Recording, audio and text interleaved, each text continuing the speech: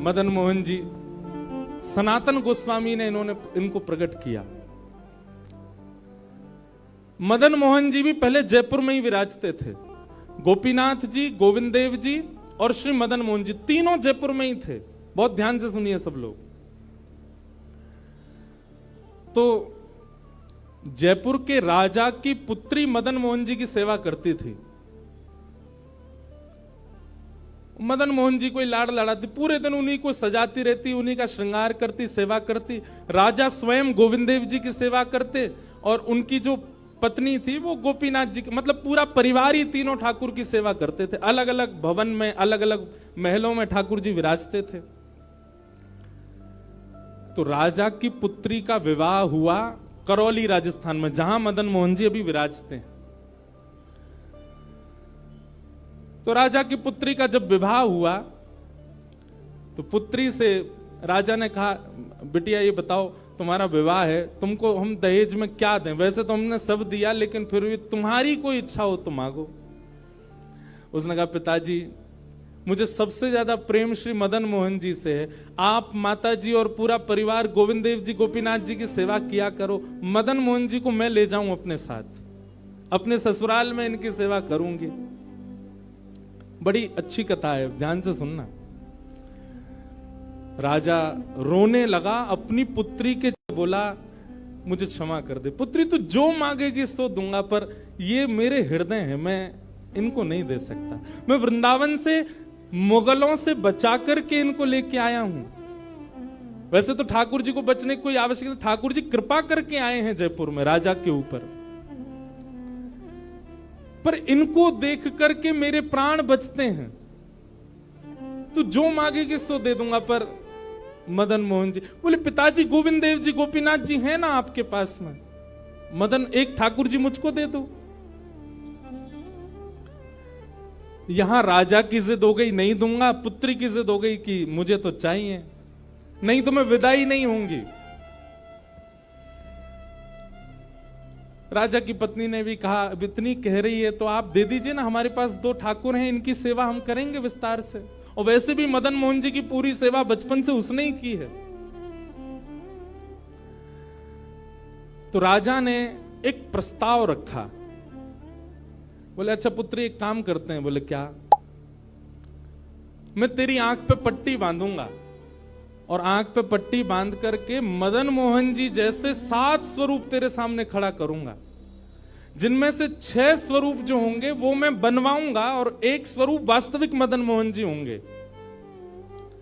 आंख पे पट्टी बांध करके तुझे स्पर्श करके अगर तूने असली मदन मोहन जी को पहचान लिया तो मैं ये मान जाऊंगा कि तू नहीं, ठाकुर जी तेरे संग जाना चाहते हैं। ठाकुर जी की इच्छा पता चल जाएगी। तो राजकुमारी बोली, ठीक है, आप ये प्रयोजन कीजिए। राजा ने महाराज कारीगरों को बुलवाया और मदन मोहन जी के डिट्टो कॉपी 6 स्वरूप बनवाए और 6 स्वरूप बनवा करके मदन मोहन जी सहित 7 स्वरूपों को खड़ा किया। पुत्री के आंख पर पट्टी बांध दी, एक जैसा इत्र, एक जैसी पोशाक, एक जैसा मुकुट, एक जैसा श्रृंगार, सब कुछ बिल्कुल एक जैसा। और कहा, पुत्री अब तू इनमें से जो 7 में से पहचान लेगी, अगर असली तूने पहचान लिए तो मैं तेरे संग भेज दूंगा। उसने हाँ तो बोल दिया, लेकिन वो कांपने लगी, घबराने लगी। जैसे उसने नेत्रबंद किए तो कथा ऐसी है कि वो रात्रि में जब सोई, अगले दिन परीक्षण होना था, तो रात्रि में जब सोई तो बहुत रोई और ठाकुर जी से कहने लगी, नाथ मैं आपसे बहुत प्रेम करती हूं, मैं आपके बगैर नहीं रह सकती, पर मेरे पिताजी की बहुत जिद है। अब कहीं मैं आपको नहीं पहचान पाई, मेरे तो प्राण ही निकल जाएंगे, विदा होना तो बहुत दूर की बात है। रुदन करते करते करते करते, बंधुओं एक मेरी बात बहुत ध्यान से सुनिएगा, कभी ठाकुर जी के विरह में यदि आपके अश्रु नहीं आए हैं ना, तो अभी आप भक्ति के भाव से बहुत दूर हो।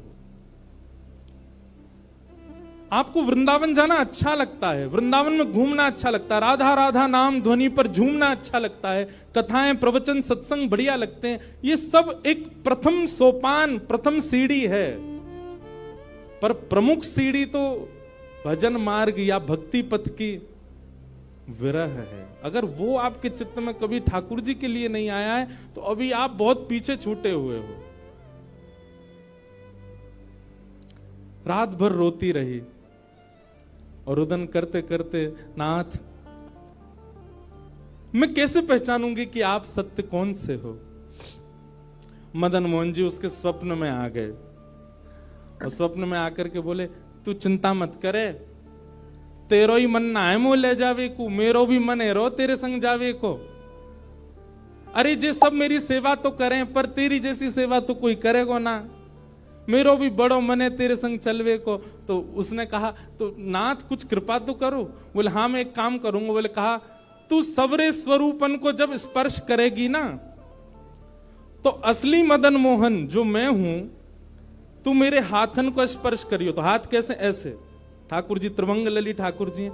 तो ठाकुर जी बोले, तू मेरे हाथन को स्पर्श करियो तो जितने मेरे अन्य स्वरूप हैं 6 वो तो ऐसे ही रहेंगे, लेकिन जैसे ही तू वास्तविक मेरे सामने आवेगी सो मैं अपनी इकन्नी उंगली उठा दूंगा, अपनी कोने वाली उंगली उठा दूंगा।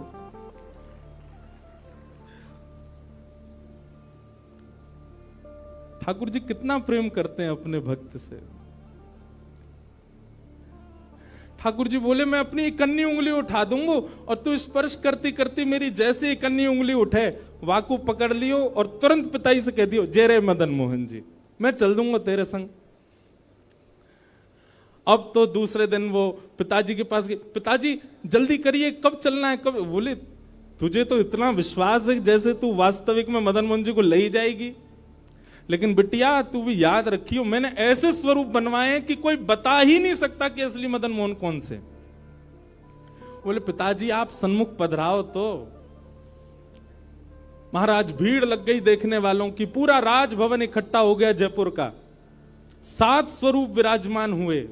पुत्री के आंख पर अभी विवाह हुआ, उसका विदाई नहीं हुई है, आंख पर पट्टी बांध करके और कहा, जाओ अगर मदन मोहन जी की इच्छा होगी तो तू ढूंढ ले। अब मदन मोहन जी तो पहले ही बता चुके हैं, ऐसे मिलूंगा। जैसे मानो टीचर पहले ही एग्जाम पेपर लीक कर दे, ये क्वेश्चन आने वाले, तैयार कर आना। उसने जाग करके जैसे स्वरूप स्पर्श करने प्रारंभ किए, पहला बोले ये नहीं है, दूसरा स्पर्श किया, ये भी नहीं है। ठाकुर जी खड़े थे 5वीं पंक्ति में, 5वें वाले थे। तीसरे स्पर्श किए, बोले ये भी नहीं है। चौथे किए, बोले ये भी नहीं है। जैसे ही 5वें का स्पर्श किया और मुखमंडल का स्पर्श किया, गले का स्पर्श किया, वक्ष का स्पर्श कर, जैसे ही ठाकुर जी की भुजा पकड़ी सो ही ठाकुर जी ने अपनी इकन्नी उंगली हिला दी।